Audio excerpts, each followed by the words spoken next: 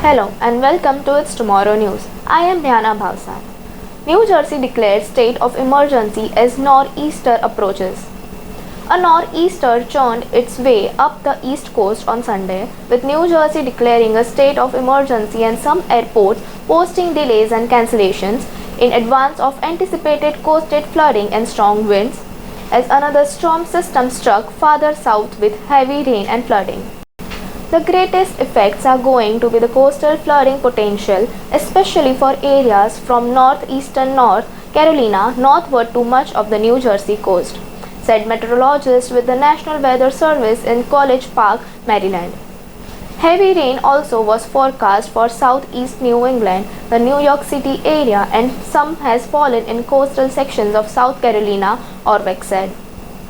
In North Carolina's Outer Banks, an area that has seen significant storm damage this season, ocean overwashes was starting to come across Highway 12 at a motel near Buxton, the Dare County Sheriff's Office posted online on Sunday.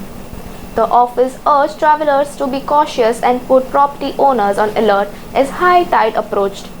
All of the New Jersey has been under a state of emergency since Saturday night. It is expected to last into Monday, authorizing the state's emergency services personnel to be activated as necessary. Parts of the state are forecast to experience moderate to major coastal flooding, inland flash flooding, winds up to 60 kilometers, up to 5 inches of rain and high surf potentially, causing beach erosion.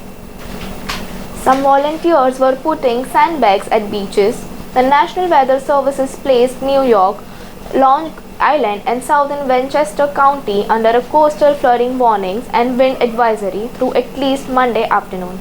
Coastal areas of suburban Long Island could see flooding with up to 3 inches of rain and lashing winds expected, the weather services said.